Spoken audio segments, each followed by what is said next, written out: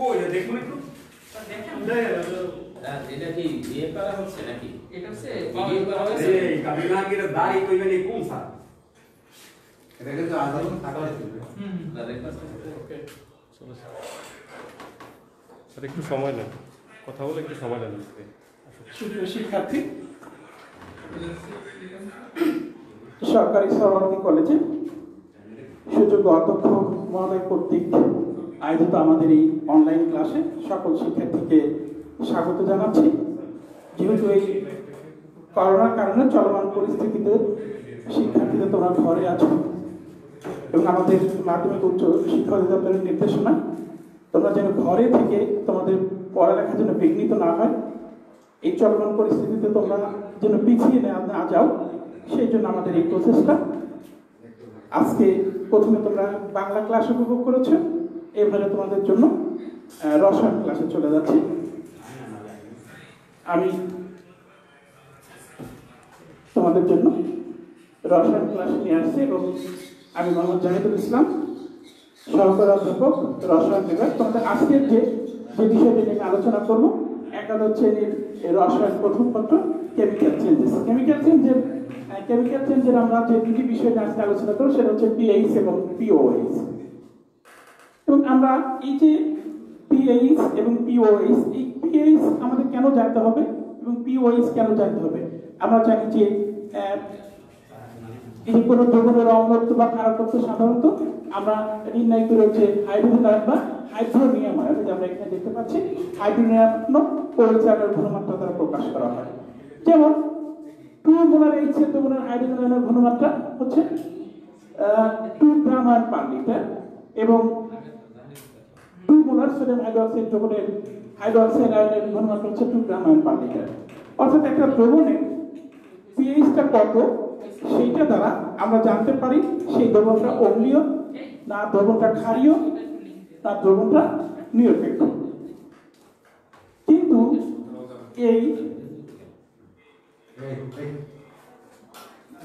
কিন্তু এই hydrogen ion এবং হাইড্রোক্সাইড আয়নের ঘনমাত্রা যদি আমরা নির্ণয় করি, সেই ক্ষেত্রে অতি লঘু দ্রবণের ক্ষেত্রে কিন্তু আমরা একটা বিপত্তিতে পড়বো এবং এটা একটা অসুবিধাজনক হবে। যেমন আমরা যদি এই ঘন আয়নের ঘনমাত্রাকে 10 এর ঋণাত্মক ঘাত দ্বারা প্রকাশ করতে হবে, যেমন 0.001 মোলার হাইড্রোক্লোরিক অ্যাসিডের হাইড্রোজেন আয়নের ঘনমাত্রা যদি আমরা, তাহলে কি হবে সেটা 10⁻⁻⁴ গ্রাম আয়ন পার লিটার। অনুরূপভাবে ক্ষারের ক্ষেত্রে যেমন 0.002 মোলার HCl এর ক্ষেত্রে এই যে সমস্যাটা হবে, এই সমস্যার সমাধানের জন্য আমরা কি করব? আমরা পিএইচ পদ্ধতিতে চলে যাব। সেই পিএইচ পদ্ধতিতে যাওয়ার জন্য সেই পিএইচ আমরা কিভাবে নির্ণয় করব, পিএইচ কি সেটা নির্ণয়ের জন্য আমরা আমাদের ড্যানিশ বিজ্ঞানী SPL সোরেনসেন উনি দ্রবণের হাইড্রোজেনের ঘনমাত্রাকে পিএইচ দ্বারা প্রকাশ করে এবং এই পিএইচটা না হলে কি, পিএইচটা আমরা যেভাবে লিখি এই যে পিএইচ, এই পিএইচটা হচ্ছে পটেন্ট অফ হাইড্রোজেন। এখানে পটেন্ট শব্দটি জার্মান শব্দ থেকে এসেছে, যার অর্থ হচ্ছে পাওয়ার। তাহলে সেই বিবেচনায় যদি আমরা পিএইচ কে বলি, পিএইচ এর পুনরূপ হচ্ছে power of hydrogen, potentials of hydrogen. তাহলে আমরা এই পিএইচ এর মান দ্বারা, আমি প্রথমে বলেছি এই পিএইচ এর মান দ্বারা আমরা দ্রবণের প্রকৃতি নির্ণয় করব। এই পিএইচ এর মানই হচ্ছে দ্রবণের প্রকৃতি নির্দেশ করে। নেক্সট, তাহলে আমরা এখন আসি যে পিএইচটা কি। আমাদের যে পিএইচ হচ্ছে কোন লঘু জলীয় দ্রবণে হাইড্রোজেন আয়নের মোলার ঘনমাত্রা ঋণাত্মক লগারিদম কে আমরা পিএইচ বলবো।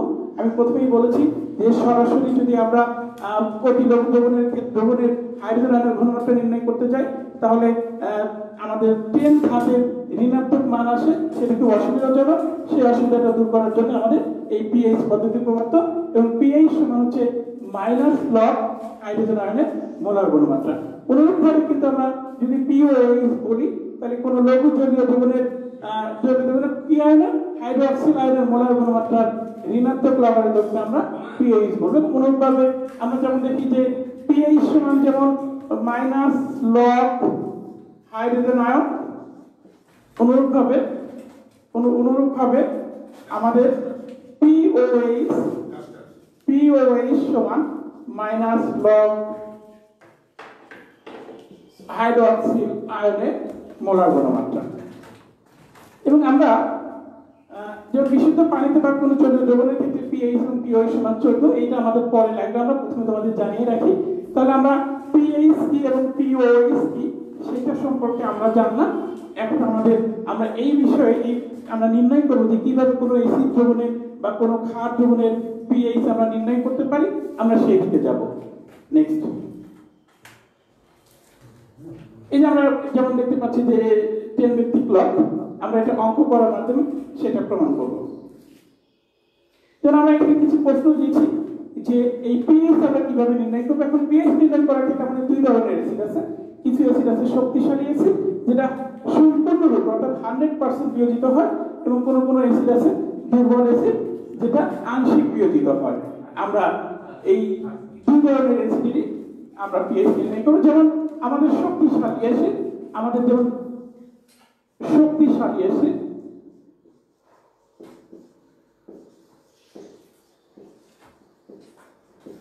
আমরা শক্তিশালী অ্যাসিডের মধ্যে যেমন H2SO4, HCl, আমরা দুটো অ্যাসিডের ক্ষেত্রে দেখাবো। আমরা এই শক্তিশালী অ্যাসিড যেমন এই সালফিউরিক অ্যাসিড, এই সালফিউরিক অ্যাসিডটা কিন্তু 100% বিয়োজিত হবে, অর্থাৎ সম্পূর্ণরূপে বিয়োজিত হয়ে হাইড্রোজেন আয়ন দান করবে। যেমন এই যে H2SO4, এটা সম্পূর্ণরূপে বিয়োজিত হয়ে আমাদের H+ আয়ন দান করে, দুটো H+ আয়ন এবং সালফেট আয়ন উৎপন্ন করে।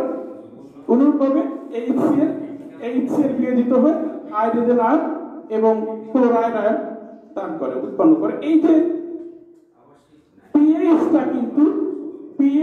কিন্তু আমাদের অ্যাসিডের ঘনমাত্রা দ্বারা আমরা নির্ণয় করি না। ওই অ্যাসিড দ্রবণে হাইড্রোজেন আয়নের ঘনমাত্রা তার ঋণাত্মক লবণের দ্বারা আমরা প্রকাশ করি। যেমন এখানে আমরা দেখি 0.0 m HCl দ্রবণের পিএইচ কত, এটা যদি আমরা একটু দেখি তাহলে আমরা প্রথমেই জানলাম কি যে H2SO4 আমাদের যেমন HCl, এটা কি অ্যাসিড, যেমন 0.05 m HCl দ্রবণের পিএইচ কত। আমরা প্রথমেই বলেছি যে HCl অর্থাৎ হাইড্রোক্লোরিক অ্যাসিড শক্তিশালী অ্যাসিড, তীব্র অ্যাসিড, এটা সম্পূর্ণরূপে বিয়োজিত হবে। এই ঘনমাত্রাটা কিন্তু আমাদের এই অ্যাসিডের ঘনমাত্রা।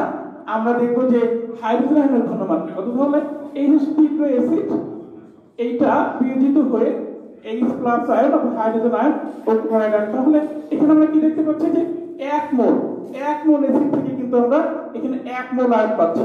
তার অ্যাসিডের ঘনমাত্রা যদি 0.05 m হয়, তাহলে যেহেতু আমরা 1 মোল থেকে 1 মোল হাইড্রোজেন আয়ন পাচ্ছি, তাহলে এই হাইড্রোজেন আয়নের ঘনমাত্রা হবে 0.05 m। তাহলে আমাদের এই অ্যাসিডের পিএইচটা কত হবে? তাহলে আমাদের পিএইচ এর যে সমীকরণ, হচ্ছে মাইনাস লগ H+ আয়ন এর মোলার ঘনমাত্রা।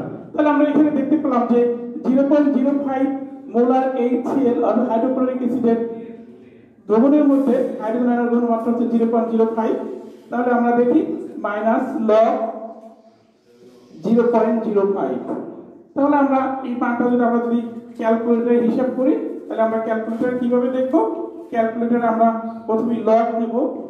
আমরা যদি মাইনাস লগ নিয়ে আমরা মানটা ব্র্যাকেটে বসিয়ে দেই 0.05, তাহলে আমাদের যে রেজাল্টটা আসবে 1.30। তাহলে এই যে 1.30 আমরা প্রথমে বের করলাম যে আমরা ফলাফলটা রেজাল্ট এখানে দিয়ে দিয়েছি।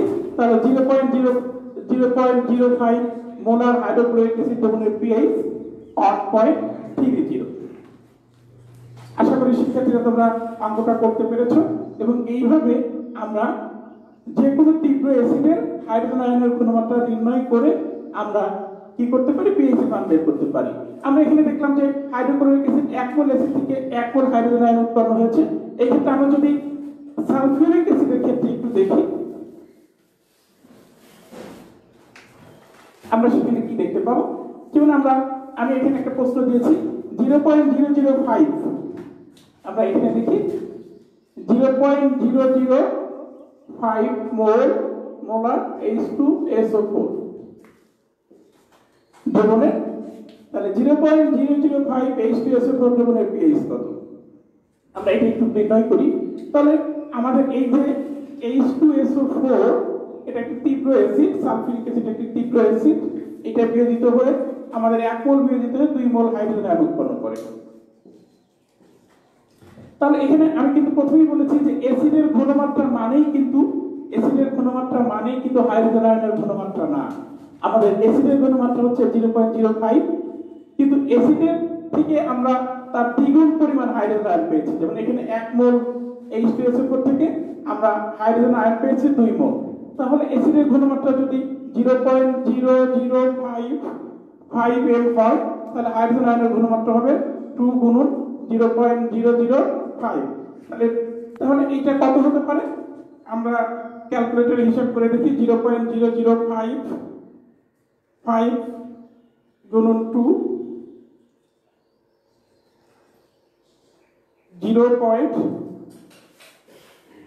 আমরা আবার দেখি 0.005 গুণন 2, এটা কত আসে? 0.01। তাহলে 0.01 আমরা দেখতে পাচ্ছি 0.01। এখন এই যে অ্যাসিডের ঘনমাত্রা আমাদের 0.005 হলেও এই সালফিউরিক অ্যাসিড দ্রবণের মধ্যে আমাদের হাইড্রোজেন আয়নের ঘনমাত্রা হচ্ছে 0.01। তাহলে এখন আমরা দেখব যে এই সালফিউরিক অ্যাসিড দ্রবণের pH এর মান কত। তাহলে আমরা এই pH ইকুয়াল আমাদের যে pH এর সমীকরণ আছে -log H প্লাস আয়ন। তাহলে আমরা এই দ্রবণের H প্লাস আয়নের অর্থাৎ হাইড্রোজেন আয়নের ঘনমাত্রা আমরা নির্ণয় করেছি। তাহলে -log হাইড্রোজেন আয়নের ঘনমাত্রাটা আমরা বসিয়ে দেই 0.01। এইটা এখন আমরা ক্যালকুলেটরে এটা কিভাবে হিসাব করব? আমরা প্রথমে একটা মাইনাস দেব, মাইনাস দিয়ে লগ দেব, লগ দিয়ে তারপর আমরা এই মানটা বসিয়ে দিব 0.01। তাহলে আমরা যে রেজাল্টটা পাচ্ছি 2। তাহলে আমরা এখানে আমরা দেখিয়েছি যে 0.005 এই যে সালফিউরিক অ্যাসিড দ্রবণের ঘনমাত্রা 2।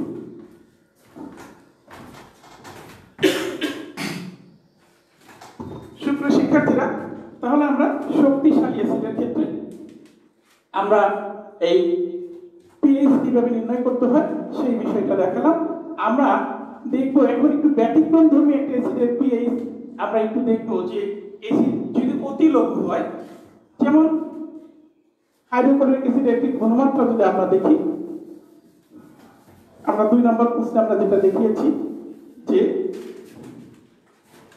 10 to the power minus 8 10 to the power minus 8 m HCl এর pH কত? তাহলে এই 10 to the power minus 8 m HCl এর pH কত?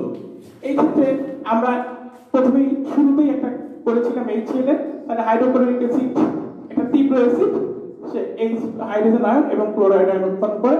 তাহলে আমাদের অ্যাসিডের ঘনমাত্রা যদি 10 to the power minus 8 m হয়, 10 to the power minus 8 m হয়, তাহলে এখানে একটা 1 মোল HCl থেকে 1 মোল হাইড্রোজেন আয়ন হয়েছে, তাহলে হাইড্রোজেন আয়নের ঘনমাত্রা 10 to the power 8 mole.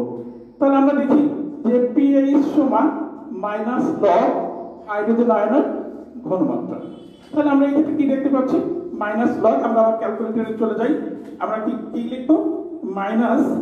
-log 10 to the power minus 8, আমরা যে মানটা পাচ্ছি 10 to the power minus 8, আমরা যে মানটা পাচ্ছি মানটা হচ্ছে 8। কিন্তু একটা অ্যাসিডের pH তো কখনো 8 হতে পারে না, কারণ আমরা যে আমাদের যে pH স্কেল আছে 0 থেকে 14 পর্যন্ত, সেখানে আমরা দেখি যে নিরপেক্ষ দ্রবণের pH হচ্ছে 7, অর্থাৎ বিশুদ্ধ পানির pH 7।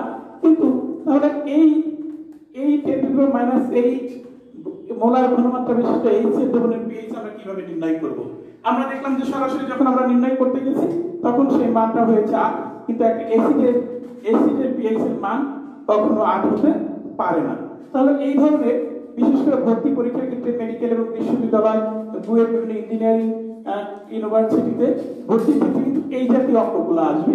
তাহলে এই ক্ষেত্রে আমাদের নির্ণয় করতে হবে যে এই যে 10 to the power minus 8 molar HCl এটা তো জলীয় দ্রবণে আছে। আমি প্রথমে পিএইচ নির্ণয়ের ক্ষেত্রে বলছি যে কোনো জলীয় দ্রবণে হাইড্রোজেন আয়নের ঘনমাত্রা ঋণাত্মক লগারিদমকে আমরা পিএইচ বলবো।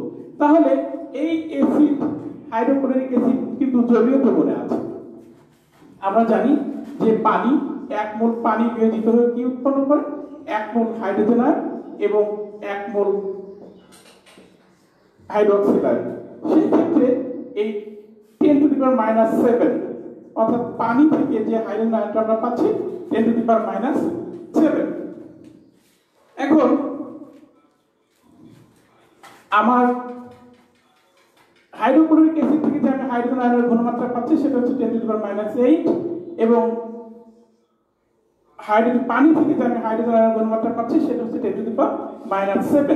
তাহলে আমার টোটাল হাইড্রোজেন আয়নের ঘনমাত্রা কত হচ্ছে? টোটাল হাইড্রোজেন আয়নের ঘনমাত্রা হচ্ছে 10⁻⁸ যোগ 10⁻⁷। এখন যদি আমরা সেই মানটা আমরা বের করি, এখন আমরা টোটাল হাইড্রোজেন আয়নের অর্থাৎ আমরা এখানে কিন্তু টোটাল হাইড্রোজেন আয়নের ঘনমাত্রাটা পেয়েছি। এই যে 10⁻⁸ মোলার হাইড্রোক্লোরিক অ্যাসিড দ্রবণের মধ্যে আমরা হাইড্রোজেন আয়নের টোটাল ঘনমাত্রা হচ্ছে 10⁻⁸ এবং 10⁻⁷। এটা এসেছে আমাদের পানি থেকে এবং এইটা হচ্ছে আমাদের হাইড্রোক্লোরিক অ্যাসিড থেকে। যেহেতু আমরা জলীয় দ্রবণ বিবেচনা করছি, তাহলে আমাদের এই pH সমান log H প্লাস আয়ন অর্থাৎ হাইড্রোজেন আয়ন। তাহলে আমরা এই হাইড্রোজেন আয়নের টোটাল ঘনমাত্রাটা বের করি log আমরা হাইড্রোজেন আয়নের ঘনমাত্রাটা বের লিখি 10⁻⁸ যোগ 10⁻⁷। আমরা দেখি এই মানটা যদি আমরা ক্যালকুলেটরে আমরা হিসাব করি তাহলে আমরা কিভাবে হিসাব করব? প্রথমে লগ নেব, লগ নিয়ে ব্র্যাকেটে 10⁻⁸ লিখব, প্লাস লিখে 10⁻⁷ লিখে আমরা ব্র্যাকেটটা ক্লোজ করে দেব। তাহলে আমরা যে মানটা পাবো সেটা হচ্ছে 6.96 আমরা যে পিএইচটা পেলাম সেটা হচ্ছে অতি লঘু। এখন প্রশ্ন হচ্ছে আমরা প্রথমে যখন 0.05 m হাইড্রোক্লোরিক অ্যাসিডের পিএইচ নির্ণয় করলাম, 0.005 m সালফিউরিক অ্যাসিডের পিএইচ নির্ণয় করলাম, তখন কিন্তু আমরা এই পানি থেকে যে হাইড্রোজেন আয়নের ঘনমাত্রাটা পেলাম সেটা বিবেচনা করিনি। এখন প্রশ্ন হচ্ছে যে কখন আমরা এই পানি থেকে প্রাপ্ত হাইড্রোজেন আয়নের ঘনমাত্রা -10⁻⁷ এইটা বিবেচনা করব। এইটা বিবেচনা করার জন্য আমাদের একটা বিষয় মনে রাখতে হবে, আমরা অতি লঘু দ্রবণ অর্থাৎ অতি লঘু দ্রবণের ক্ষেত্রে আমরা এই পানির H প্লাস আয়নের ঘনমাত্রা বিবেচনা করব। এখন প্রশ্ন হচ্ছে এই অতি লঘু দ্রবণ কোনটা? অতি লঘু দ্রবণটা হচ্ছে যদি 10⁻⁵ এর কম হয় কোন অ্যাসিড দ্রবণের ঘনমাত্রা, যদি এই যে কোন অ্যাসিড দ্রবণের ঘনমাত্রা যদি 10⁻⁵ এর কম হয় তাহলে আমরা সেটাকে অতি লঘু দ্রবণ বিবেচনা করব। এবং অতি লঘু দ্রবণ বিবেচনা করলে তখন কিন্তু আমাদের পানি থেকে প্রাপ্ত হাইড্রোজেন আয়নের ঘনমাত্রা 10⁻⁷ আমরা যোগ করে টোটাল হাইড্রোজেন আয়নের ঘনমাত্রা নির্ণয় করে তারপর আমরা পিএইচ বের করব। এখন কথা হচ্ছে আমরা তাহলে কেন নিচ্ছি না? আমরা যখন 0.05 m হাইড্রোক্লোরিক অ্যাসিড দ্রবণের পিএইচ নির্ণয় করব তখন কিন্তু এই মানটা খুবই নগণ্য হয়ে যায়। যেমন 0.01 m এর ক্ষেত্রে, 0.05 এর ক্ষেত্রে, এই সকল ক্ষেত্রে 10⁻⁷ এটা খুবই নগণ্য। তখন সেই মানটা আমরা গ্রহণ করি না, মানটা একেবারেই নগণ্য। সেই ক্ষেত্রে শুধুমাত্র অতি লঘু দ্রবণের পিএইচ নির্ণয়ের ক্ষেত্রে আমরা ওই দ্রবণের হাইড্রোজেন আয়নের ঘনমাত্রার সাথে আমাদের পানি থেকে প্রাপ্ত যে হাইড্রোজেন আয়ন পাব সেই ঘনমাত্রাটা আমাদের নির্ণয় করতে হবে। তাহলে আমরা এতক্ষণ দেখলাম যে শক্তিশালী অ্যাসিড বা তীব্র অ্যাসিডের পিএইচ আমরা কিভাবে নির্ণয় করি সেই পিএইচ সমীকরণের সাহায্যে। এরপর আমরা একটা দেখব যে মোল সংখ্যা কিভাবে নির্ণয় করতে হয়। আমরা একটা প্রশ্ন তোমরা দেখতে পাচ্ছ যে 200 মিলিলিটার 0.5 m সালফিউরিক অ্যাসিড, অর্থাৎ আমাদের এই সালফিউরিক অ্যাসিডের কতগুলো আছে? আমাদের যে 200 মিলিলিটার 0.5 m সালফিউরিক অ্যাসিডে কত মোল সালফিউরিক অ্যাসিড আছে? অর্থাৎ 200 মিলিলিটার 200 মিলিলিটার 0.5 m সালফিউরিক অ্যাসিডের মোল সংখ্যা কত? মোল সংখ্যা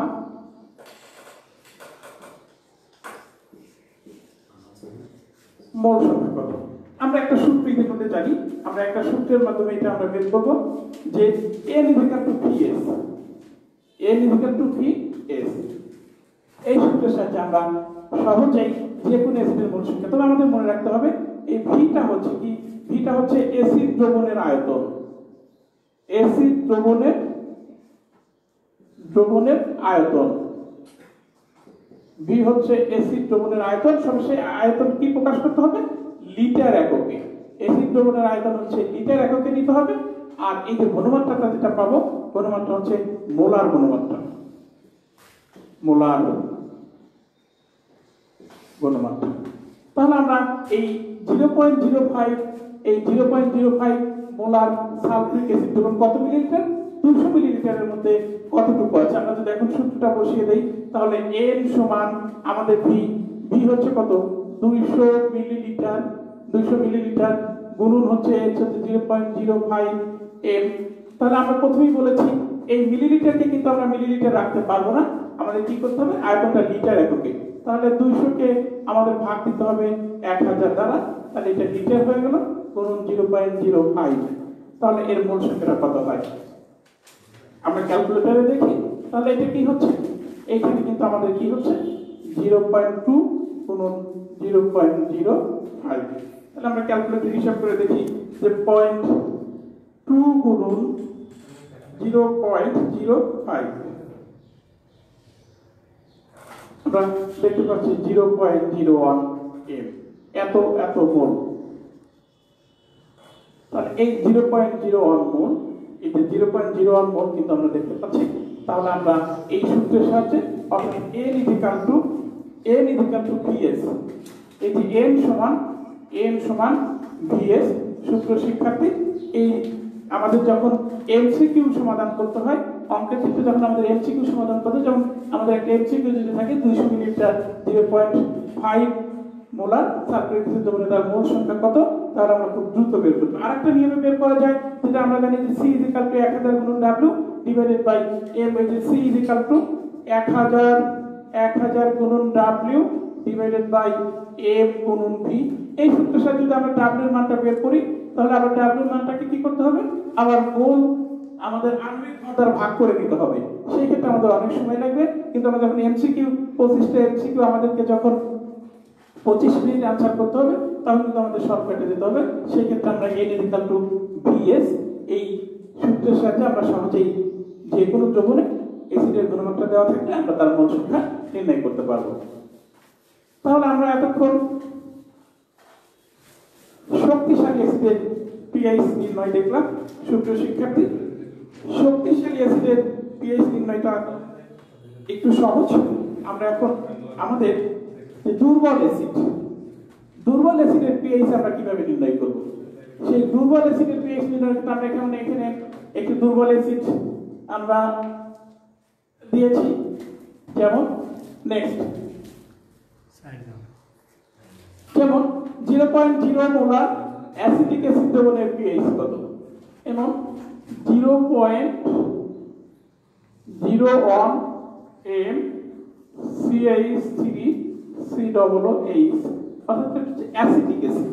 এই দুটার নাম হচ্ছে ইথানোয়িক অ্যাসিড, আমরা বলতে পারি ইথানোয়িক অ্যাসিড। এই ইথানোয়িক অ্যাসিড এর pH কত? তাহলে সুপ্রিয় শিক্ষার্থীরা, এই অ্যাসিড যে দুর্বল অ্যাসিড, সেটাই আমরা কিভাবে বুঝবো? এখানে বোঝার দুটো উপায় আছে। এই দুর্বল অ্যাসিড দিলে অবশ্যই সেই অ্যাসিডের বিয়োজন ধ্রুবকের মান দেওয়া থাকবে। আমরা এখানে দেখতে পাচ্ছি এই যে বিয়োজন ধ্রুবকের মান, কে এর মান, অর্থাৎ অ্যাসিডের বিয়োজন ধ্রুবকের মান কিন্তু দেওয়া আছে।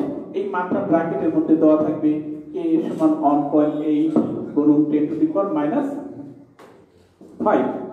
এই যে বিয়োজন ধ্রুবকের মান, অর্থাৎ দুর্বল অ্যাসিড, যে অ্যাসিডগুলো দুর্বল, সেই অ্যাসিডগুলো কিন্তু সম্পূর্ণরূপে বিয়োজিত হবে না, সেই অ্যাসিডগুলো আংশিক বিয়োজিত হবে। কাজেই আমরা কিন্তু এই অ্যাসিডের ঘনমাত্রা দ্বারা সেই আংশিক বিয়োজিত হাইড্রোজেন আয়নের ঘনমাত্রা সরাসরি নির্ণয় করতে পারি না। সেই ক্ষেত্রে কিন্তু আমরা এইখান থেকে আমরা যেমন হাইড্রোক্লোরিক অ্যাসিডের পিএইচ যেভাবে নির্ণয় করেছি, আমরা সালফিউরিক অ্যাসিডের পিএইচ যেভাবে নির্ণয় করেছি, সেইভাবে কিন্তু আমরা এই দুর্বল অ্যাসিডের পিএইচ নির্ণয় করতে পারবো না। সেই ক্ষেত্রে দুর্বল অ্যাসিড যেটা দুইটি আমি বলছি যে যদি বিয়োজন ধ্রুবকের মান দেওয়া থাকে তাহলে বুঝে নিতে হবে যে এটি একটি দুর্বল অ্যাসিড। আবার এই যে কার্বক্সিলিক মূলক যেখানে আছে অর্থাৎ জৈব অ্যাসিডগুলো সাধারণত দুর্বল অ্যাসিড। আমরা এখন দেখি যে এই অ্যাসিডের, আমি কিন্তু শুরুতে বলেছি যে এই অ্যাসিডের ঘনমাত্রা ওই অ্যাসিডের হাইড্রোজেন আয়নের ঘনমাত্রার সমান না, কিন্তু অ্যাসিডের ঘনমাত্রা ওই অ্যাসিডের হাইড্রোজেন আয়নের, যেমন অ্যাসিটিক অ্যাসিড একটি দুর্বল অ্যাসিড, এটা উভমুখীভাবে আমরা বিয়োজন দেখাচ্ছি। এখান থেকে যে আমরা হাইড্রোজেন আয়ন পাচ্ছি আর কি পাচ্ছি, অ্যাসিটেট আয়ন পাচ্ছি। এই যে আয়নটা হাইড্রোজেন আয়ন, এটা কিন্তু এখান থেকে কতটুকু বিয়োজিত হচ্ছে, কত পার্সেন্ট বিয়োজিত হচ্ছে সেটা আমরা এখন জানি না, কিন্তু আমাদের বিয়োজন ধ্রুবক দেওয়া আছে। আমরা সেই হাইড্রোজেন আয়নের ঘনমাত্রা যদি আমরা নির্ণয় করি, এই যে হাইড্রোজেন আয়নের ঘনমাত্রা যদি আমরা নির্ণয় করি, তাহলে সেই হাইড্রোজেন আয়নের ঘনমাত্রার একটা সূত্র আছে আমাদের, রুট বিয়োজন ধ্রুবক গুণন সি। এই যে আমরা এই সূত্রের সাহায্যে আমরা দুর্বল অ্যাসিডের কি নির্ণয় করতে পারি, আমরা দুর্বল অ্যাসিডের হাইড্রোজেন আয়নের ঘনমাত্রা নির্ণয় করতে পারি। তাহলে আমরা দেখি যে আমাদের এখানে আমাদের রুট বিয়োজন ধ্রুবকের মান কি দেওয়া আছে, বিয়োজন ধ্রুবকের মান দেওয়া আছে 1.8 গুণন 10 টু দি পাওয়ার -5, আর আমাদের ঘনমাত্রা কত দেওয়া আছে, সির মান ঘনমাত্রা দেওয়া আছে 0.01। তাহলে এইটা আমাদের কত আসে, আমরা যদি ক্যালকুলেটর দিয়ে হিসাব করি, হিসাব করে দেখি, তাহলে এই যে এখন যে আমরা এইখান থেকে আমরা যে মানটা পাবো যে হাইড্রোজেন আয়নের যে ঘনমাত্রাটা আমরা পাচ্ছি, এই হাইড্রোজেন আয়নের ঘনমাত্রা কিন্তু এই অ্যাসিডের মধ্যে হাইড্রোজেন আয়নের ঘনমাত্রা, অর্থাৎ এই অ্যাসিডটি বিয়োজিত হয়ে যতটুকু হাইড্রোজেন আয়ন উৎপন্ন করবে সেই হাইড্রোজেন আয়নের ঘনমাত্রা হচ্ছে রুট 1.8 গুণন 10 টু দি পাওয়ার -5 গুণন 0.01, অর্থাৎ অ্যাসিডের মোলার ঘনমাত্রা। এইখান থেকে যখন আমরা হাইড্রোজেন আয়নের ঘনমাত্রা পেয়ে যাব, তখন আমরা সরাসরি সেই অ্যাসিডের যে পিএইচ নির্ণয়ের আমাদের সূত্র আছে, পিএইচ সমান -log H প্লাস আয়নের মোলার ঘনমাত্রা। আমরা কিন্তু এই দুর্বল অ্যাসিডের মোলার ঘনমাত্রাটা পেয়ে গেছি। আমরা যদি এখন এখানে মানটা বসিয়ে দেই, তাহলে কিন্তু আমরা এই পিএইচটা আমাদের বের হয়ে যাবে। আমরা দেখি এই মানটা কত আসে, তাহলে সমান -log H প্লাস আয়নের ঘনমাত্রা কত, এখানে আছে রুট 1.8 গুণন 10 টু দি পাওয়ার -5 গুণন 0.01। তাহলে আমরা এখানে কি করতে পারি, আমরা ক্যালকুলেটরে যদি হিসাব করি, আমরা লগ বসিয়ে আমরা রুট দিয়ে ব্র্যাকেট দিয়ে আমরা রুট দিয়ে আমরা মানগুলো বসিয়ে নিতে পারি। 1.8 এক্সপোনেনশিয়াল -5 গুণন 0.01, আমরা দেখি কি মানটা আসে। আমরা কিন্তু এই অ্যানসারটা আমাদের আসে 4. আমাদের রেজাল্ট হলো 4.37। আমরা এইভাবে আমরা দুর্বল অ্যাসিডের হাইড্রোজেন আয়নের ঘনমাত্রা অর্থাৎ পিএইচ নির্ণয় করতে পারি। সেই ক্ষেত্রে শিক্ষার্থীরা প্রশ্ন করতে পারো যে আমাদের কি বিয়োজন ধ্রুবক, অর্থাৎ কে যে বিয়োজন ধ্রুবক আছে, এই বিয়োজন ধ্রুবক তোমাদের মনে রাখতে হবে কিনা বা মুখস্থ করতে হবে কিনা। না, তোমাদের কখনোই এই বিয়োজন ধ্রুবকের মান মুখস্থ করতে হবে না। কারণ হলো যখনই কোনো দুর্বল অ্যাসিডের পিএইচ নির্ণয় করতে তোমাদের বলা হবে, সবসময় এই আমাদের বিয়োজন ধ্রুবক কে এর মান দেওয়া থাকবে। সেই মানটা দেখে তোমরা তখন এই সূত্রের সাহায্যে এই যে আমরা হাইড্রোজেন আয়নের ঘনমাত্রা নির্ণয় করলাম, রুট কে ইন্টু সি, এই দুইটার গুণফল থেকে যে টোটাল হাইড্রোজেন আয়নের ঘনমাত্রা বের করবো, সেই ঘনমাত্রাটা আমাদের এই পিএইচ এর সমীকরণে হাইড্রোজেন আয়নের ঘনমাত্রার জায়গায় বসিয়ে আমরা যদি ক্যালকুলেশন করি, তাহলে আমরা যে কোনো দুর্বল অ্যাসিডের পিএইচ নির্ণয় করতে পারবো। যেমন দেখো এখানে আমরা একটা প্রতীকী অ্যাসিড দিয়েছি। সুপ্রিয় শিক্ষার্থীরা একটু লক্ষ্য করো যে আমরা 0.01 মোলার এইচ দ্রবণের পিএইচ এইচ এর দ্রবণের পিএইচ আমরা বের করতে বলেছি এবং এই এইচ এ কি অ্যাসিড, এটা দুর্বল অ্যাসিড না সবল অ্যাসিড সেটা কিন্তু আমরা বুঝতে পারবো না, কারণ এটা কিন্তু আমরা কোনো অ্যাসিডের নাম ব্যবহার করিনি, একটা প্রতীকী একটা অ্যাসিড ব্যবহার করেছি। কিন্তু আমরা কিভাবে বুঝবো এটা দুর্বল অ্যাসিড? কারণ এখানে কে অর্থাৎ অ্যাসিডের বিয়োজন ধ্রুবকের মান দেওয়া আছে। এই অ্যাসিডের বিয়োজন ধ্রুবকের মান দেওয়া থাকলে আমরা প্রথমে পিএইচ বের করতে পারবো। একইভাবে কিন্তু আমরা সেই সূত্রই ব্যবহার করব যে আমাদের এই যে হাইড্রোজেন আয়নের ঘনমাত্রা কি হবে? রুট কে এ ইন্টু সি। এই কে এ ইন্টু সি এই দুইটার গুণফল যখন আমরা বের করব তখন আমরা কি পাবো? ওই দ্রবণে অর্থাৎ 0.01 m এইচ এর দ্রবণে হাইড্রোজেন আয়নের ঘনমাত্রা কতটুকু, এক্সাক্ট হাইড্রোজেন আয়নের ঘনমাত্রা আমরা পেয়ে যাব। আর যখনই আমরা হাইড্রোজেন আয়নের ঘনমাত্রা পেয়ে যাব তখন আমাদের যে পিএইচ সমীকরণ আছে এই পিএইচ সমীকরণের হাইড্রোজেন লগের পাশে যে মাইনাস লগ হাইড্রোজেন আয়নের মোলার ঘনমাত্রা, এই ঘনমাত্রার জায়গায় অর্থাৎ এই হাইড্রোজেন আয়নের জায়গায় এই হাইড্রোজেন আয়নের ঘনমাত্রা আমরা যেটা বের করব সেটা বসিয়ে দিলেই কিন্তু আমাদের কি হবে? আমরা ওই অ্যাসিডের পিএইচ নির্ণয় করতে পারবো। এখানে আরেকটি কথা আছে, অনেক ক্ষেত্রে কিন্তু আমাদের বলে যে এই অ্যাসিডের বিয়োজন মাত্রা কত। বিয়োজন মাত্রা ক্ষেত্রে আমরা আরেকটি সূত্র ব্যবহার করতে পারি।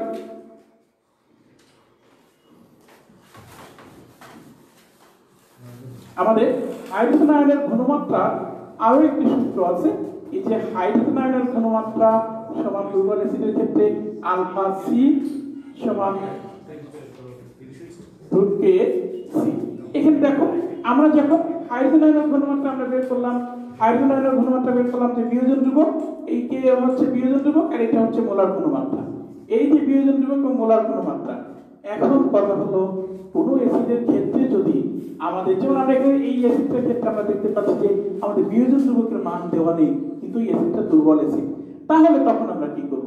তখন কিন্তু আমরা এই যে আলফা, এই আলফাটা হচ্ছে বিয়োজন মাত্রা, এই আলফাটা হচ্ছে বিয়োজন মাত্রা। যেমন এই নিচের অ্যাসিডটার বিয়োজন মাত্রা নির্ণয় করতে বলা হয়েছে। প্রথমে আমরা কি করব?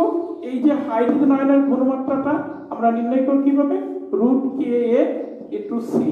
এই রুট কে ইনটু সি দ্বারা হাইড্রোজেন আয়নের টোটাল ঘনমাত্রাটা আমরা নির্ণয় করে আমাদের পিএইচ সমীকরণে বসাবো। বসানোর পরে আমরা পিএইচ মান পাবো বা হাইড্রোজেন আয়নের ঘনমাত্রা পাবো। এই হাইড্রোজেন আয়নের ঘনমাত্রা সমান আলফা সি। তাহলে এখানে আমাদের হাইড্রোজেন আয়নের ঘনমাত্রা জানা থাকলো। হাইড্রোজেন আয়নের ঘনমাত্রা যদি আমাদের জানা থাকে এবং ঘনমাত্রা এই যে আমাদের অ্যাসিড দ্রবণের ঘনমাত্রা যদি জানা থাকে, এই যে সির মানটা আমাদের জানা আছে, তাহলে আমাদের কোনটা অজানা? একটা সমীকরণের সব রাশির মান অজানা, একটা শুধু অজানা। তাহলে কিন্তু এখানে আমরা কি করতে পারি? আলফার সমান কি হাইড্রোজেন আয়নের ঘনমাত্রাকে এই অ্যাসিডের ঘনমাত্রা দ্বারা ভাগ করলে আমরা বিয়োজন মাত্রা পাবো। সেটাকে আমাদের কি করতে হবে? 100 দ্বারা গুণ করতে হবে। তাহলে আমরা দেখি যে এইখান থেকে যদি আমরা বিয়োজন মাত্রা পেতে চাই, এইখান থেকে যদি আমরা এই সি আলফার মাত্রা বের করতে চাই তাহলে আমাদের কি করতে হবে? এই যে হাইড্রোজেন আয়নের ঘনমাত্রা সমান আলফা সি। তাহলে এখানে আলফা কি? আলফা সমান হচ্ছে উপরে হাইড্রোজেন আয়নের ঘনমাত্রা আর নিচে হচ্ছে সি। এটাকে যদি আমরা শতকরায় নিয়ে আসতে চাই তাহলে হাইড্রোজেন আয়নের ঘনমাত্রা ডিভাইডেড বাই সি গুণন 100। তাহলে আমরা যে অ্যানসারটা পাবো সেটা হচ্ছে আমরা পার্সেন্ট বিয়োজন মাত্রাটাকে আমরা শতকরা এককে প্রকাশ করতে পারবো। এরকম আমি দুটি অঙ্ক তোমাদের জন্য দিয়েছি। এখানে দেখো 0.01 মোলার অ্যাসিটিক অ্যাসিড দ্রবণের পিএইচ কত এবং এর বিয়োজন মাত্রা 12%। এর বিয়োজন মাত্রা 12%। এখানে কিন্তু আমরা দেখো বিয়োজন মাত্রার সাহায্যে ওই দ্রবণের পিএইচ সরাসরি বের করতে পারবো। আমরা একটু এটা বের করে দেখি।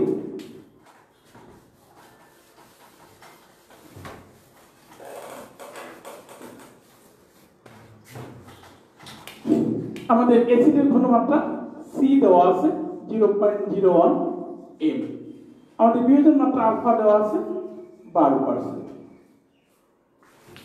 তাহলে এটা আমরা নির্ণয় করতে পারি। এখান থেকে কি আমরা এই যে হাইড্রোজেন আয়নের ঘনমাত্রাকে আলফা সি, এই যে মানটা আমরা পাবো, এই মানটা আমরা কত পাচ্ছি? 0.01 হচ্ছে সি এর মান। আমরা প্রথমে আলফার মানটা লিখি। আলফা হচ্ছে কত? 12%, মানে 12 ডিভাইডেড 100 গুণন 0.01। এই মানটা যখন আমরা বের করব, এই হাইড্রোজেনের যে মানটা আমরা যেটা পেয়ে যাব সেই মানটা কিন্তু আমাদের তাহলে আমাদেরকে 0.12 এবং 0.01 এই মানটা আমরা কোথায় বসাবো? এই মানটা আমাদের এই যে আমাদের যে পিএইচ সমীকরণ আছে, পিএইচ সমীকরণ আছে, এই জায়গায় যদি মাইনাস লগ হাইড্রোজেন আয়নের জায়গায় এই যে হাইড্রোজেন আয়ন যে ছিল, এই হাইড্রোজেন আয়নের জায়গায় যদি আমরা বসাই 0.12 এবং 0.01 এইখানে যদি বসাই, তাহলে আমরা কিন্তু এই যে এই অ্যাসিডের পিএইচ আমরা ক্যালকুলেশন করলে আমরা পেয়ে যাব। এইভাবে আমরা একটা দুর্বল অ্যাসিডের ক্ষেত্রে আমরা যদি বিয়োজন মাত্রা দেওয়া থাকে এবং অ্যাসিডের ঘনমাত্রা দেওয়া থাকে তখন আমরা পিএইচ নির্ণয় করতে পারি। যদি সেই অ্যাসিডের বিয়োজন মাত্রা দেওয়া থাকে তখন পিএইচ নির্ণয় করতে পারি। এবং কোনো অ্যাসিড যদি আমরা প্রতীকী হিসেবে, বিশেষ করে উদ্দীপক যখন বোর্ড পরীক্ষায় আসে তখন উদ্দীপক অনেক সময় সরাসরি অ্যাসিডের নাম না দিয়ে অ্যাসিড এরকম প্রতীকী অ্যাসিড ব্যবহার করা হয়। সেই ক্ষেত্রে বিয়োজন মাত্রা বিয়োজন ধ্রুবক দেওয়া থাকলে আমরা সেই অ্যাসিডের পিএইচ এর মান বের করতে পারি এবং দ্রবণের বিয়োজন মাত্রাটা আমরা বের করতে পারবো। আমরা এবার ক্ষারের পিএইচ আগের স্লাইড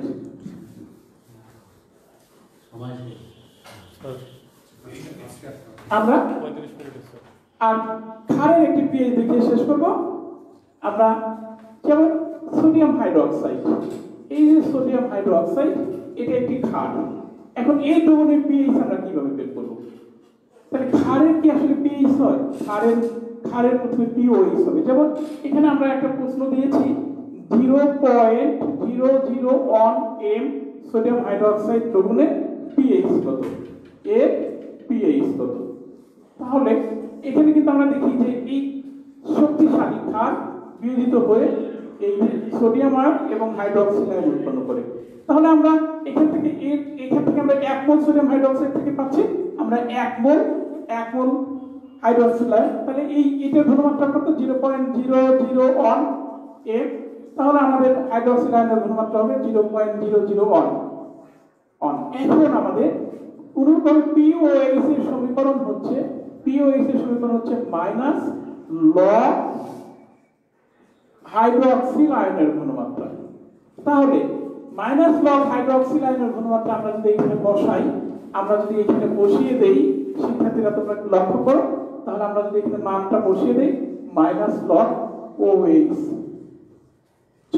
ওএইচ এর মানটা যদি আমরা বসিয়ে দেই 0.001, এই 0.001 এই মানটা যদি আমরা বসিয়ে দেই তাহলে আমাদের কি আসবে? আমাদের এই মানটা পিএইচ এর মান আসবে 3। পিএইচ এর মান পিওএইচ এর 3 আসবে। কিন্তু আমরা প্রশ্ন কি চেয়েছিলাম? আমরা প্রশ্নে চেয়েছি 0.001 মোলার সোডিয়াম হাইড্রোক্সাইড দ্রবণের পিএইচ কত। তাহলে আমরা বের করেছি পিওএইচ। শিক্ষার্থীরা প্রথমেই আমি তোমাদের একটি সমীকরণ দেখিয়েছিলাম, সেটা তোমরা অবশ্যই মনে রেখেছো। সেটা হচ্ছে পিএইচ প্লাস পিওএইচ সমান 14। এই যে পিএইচ প্লাস পিওএইচ সমান 14, এখানে তাহলে আমরা পিওএইচ পেয়েছি। তাহলে আমাদের পিএইচ সমান 14 মাইনাস 3, 14 মাইনাস এই যে আমরা পিএইচ এর মানটা 3 পেয়েছি, এই 3টা যদি আমরা সরাসরি এখানে বসিয়ে দিই তাহলে পিএইচ হচ্ছে 11। অর্থাৎ ক্ষারেরও পিএইচ হয়, কারণ আমাদের টোটাল পিএইচ হচ্ছে 14। সেই পিএইচ এবং পিওএইচ যে কোনো একটা মান জানা থাকলে আমরা পিএইচ বের করতে পারবো, পিওএইচ বের করতে পারবো।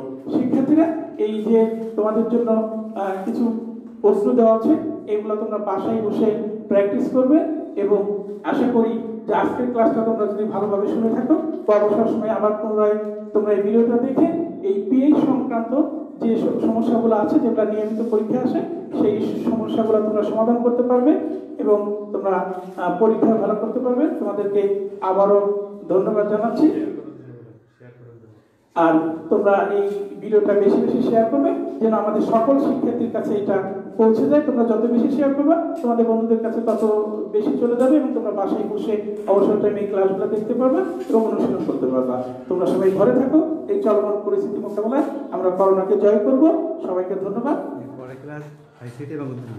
আমাদের সুপ্রিয় শিক্ষার্থীরা, আমাদের এর পরের ক্লাস হচ্ছে আইসিটি এবং উদ্ভিদবিদ্যা আগামী রবিবার তোমরা এই সময়ে আবার আমাদের সাথে চলে আসবে আইসিটি এবং উদ্ভিদবিদ্যা ক্লাস উপভোগ করার জন্য। ধন্যবাদ সবাইকে।